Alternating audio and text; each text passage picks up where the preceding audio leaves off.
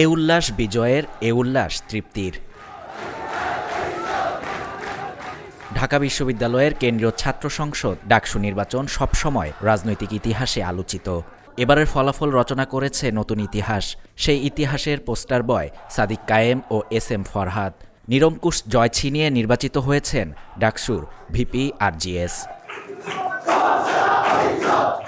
শুধু ভিপি আর জিএসই নয়, এজিএস সহ প্যানেলের অধিকাংশই হয়েছেন নির্বাচিত।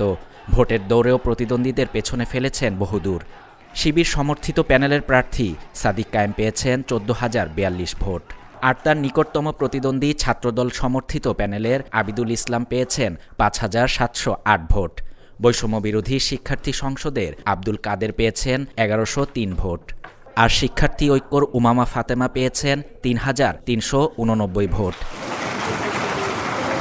আর ডাকসুর জিএস পদে শিবির সমর্থিত প্রার্থী এস.এম. ফরহাদ পেয়েছেন 10,794 ভোট। আর তার বিপরীতে ছাত্রদল সমর্থিত শেখ তানবীর বাড়ি হামিমের প্রাপ্ত ভোট 5,283। এছাড়া আবু বাকের মজুমদার 2,131 ভোট ও প্রতিরোধ পর্ষদ প্যানেলের প্রার্থী মেঘমল্লার বসু পেয়েছেন 4,949 ভোট। এক্সট্রিম মশার কয়েল প্ল্যান্ট ফাইবার দিয়ে তৈরি, ডেঙ্গু, চিকুনগুনিয়া বাহি সহ যে কোনো মশার বিরুদ্ধে দেয় এক্সট্রিম সুরক্ষা।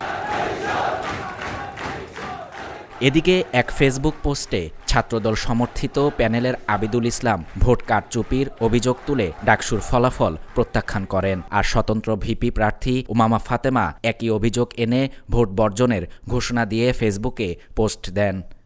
অপরদিকে ডাকসু নির্বাচনে 12টি সম্পাদকীয় পদের মধ্যে 9টিতে ছাত্র শিবির সমর্থিত প্যানেলের প্রার্থীরা দেখেছে জয়ের মুখ। বাকি 3টি পদে স্বতন্ত্র প্রার্থীরা জয়ী হয়েছেন। ডাকসুতে ভিপি, জিএস, এজিএস সহ পদ আছে 28টি। এর মধ্যে সদস্য পদ রয়েছে 13টি। বুধবার সকালে ঢাকা বিশ্ববিদ্যালয় সিনেট ভবনে নির্বাচন কমিশন থেকে ঘোষিত চূড়ান্ত ফলাফল থেকে এ তথ্য জানা যায়।